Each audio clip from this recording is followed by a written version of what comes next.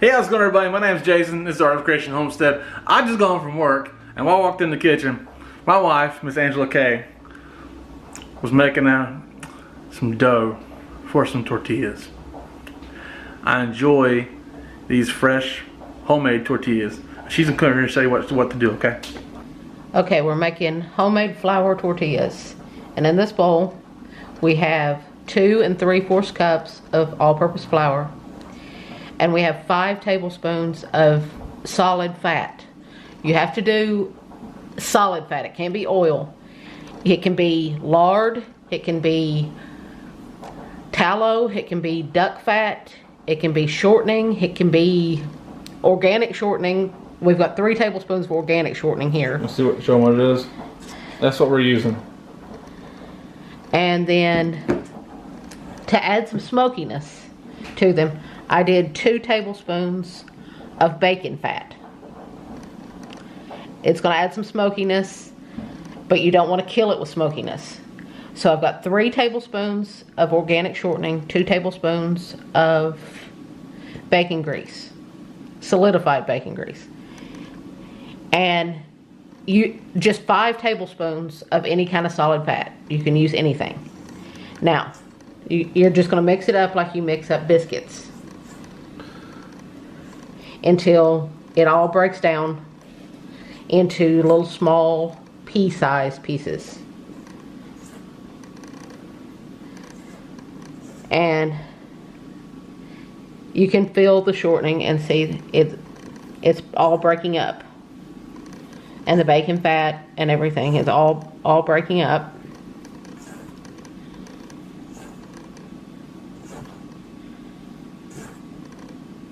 And as you can see, it's pretty much in little, it feels like when you look at it, it looks almost like cornmeal because the fat in it, it looks almost like cornmeal. And see, now we're ready to go.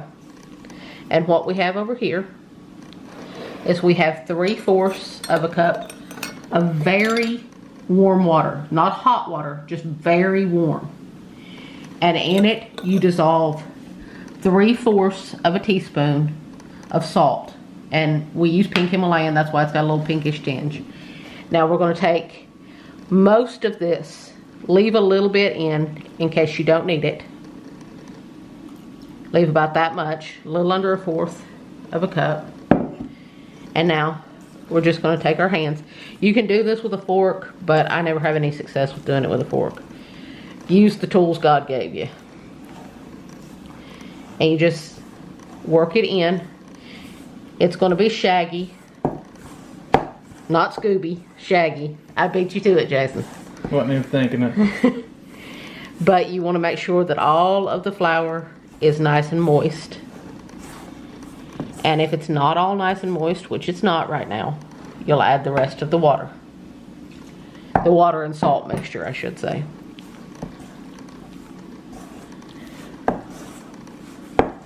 And if you have to add a little bit more, sometimes you have to add a little bit more water. It depends on the nature of the day. If it's very dry, then you may have to add a little bit more. But right now, it's almost looking like we're going to get it. Because everything's moist. It's just a shaggy dough right now. Which you will take care of that in the kneading. Okay. So now, we're ready to start the kneading process. And you knead this just like you do bread dough. But you don't knead it to a firm texture like bread. Or you don't leave it soft. You don't, like an artisan bread, or a pizza crust, how it will get kind of firm. You don't want that. And you don't want it to be soft like a baby's bottom, like people say about a loaf of bread. You want it to be somewhere in the middle of that. Basically, you just knead it till it's smooth. You just fold it over and push. Turn it, fold it over and push. And you just keep doing this until you have a nice, smooth dough. It should only take anywhere from 3 to 5 minutes. depending on, honestly, depending on the day, depending on how shaggy it is. As you can tell, it's a nice smooth dough now. It's nice and smooth. You would never believe that shagginess would have come together like that. It took a couple minutes, really. It didn't take long. Yeah, it only took about 2 to 3 minutes. Now, we're going to divide it into 12 portions because this makes 12 tortillas. The easiest way to do this, you know I'm full of tips and tricks, is to roll it out into a log. An even shaped log. Now you can take a knife or you can take a bench scrape, either one. I'm using a bench scrape. And you're going to cut it in half. And then you're going to cut each half in half. Okay, now you've got 4 sections. You'll cut each one of these 4 sections into 3 pieces. And I usually prefer to go this way. It's just easier.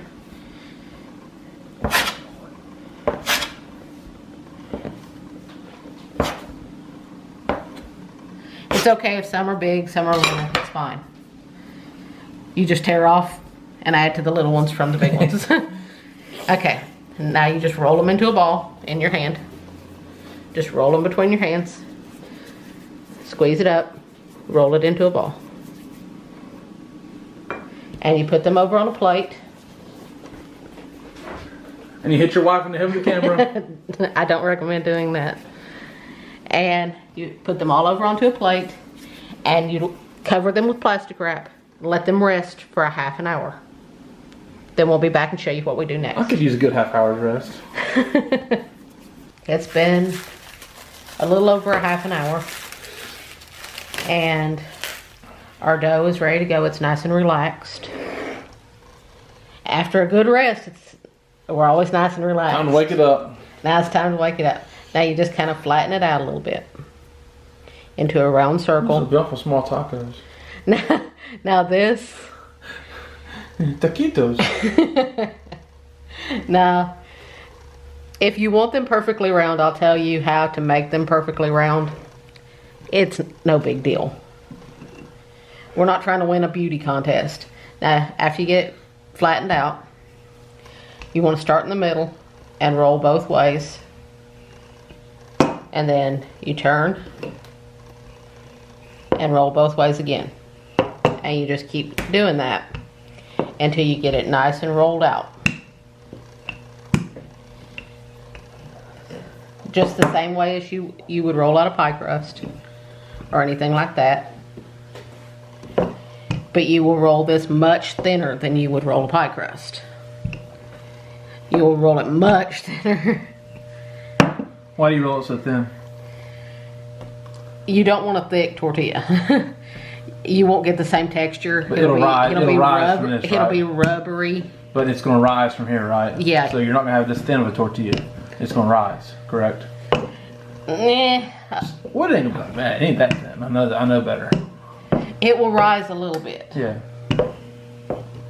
Now, as you can see, it isn't perfectly round. It's rustic. But from here, you can lay a saucer down on it and cut around it and make it perfectly round. We don't care around here. They have tortilla presses too, correct? Yeah. Okay. That you have one, but you just choose not to use it for this? Is that true? Sometimes okay. Tortilla presses don't work the best for flour tortillas. They work great for corn tortillas. They don't always work the best for flour tortillas because the dough's a little stiff. Okay. Gotcha.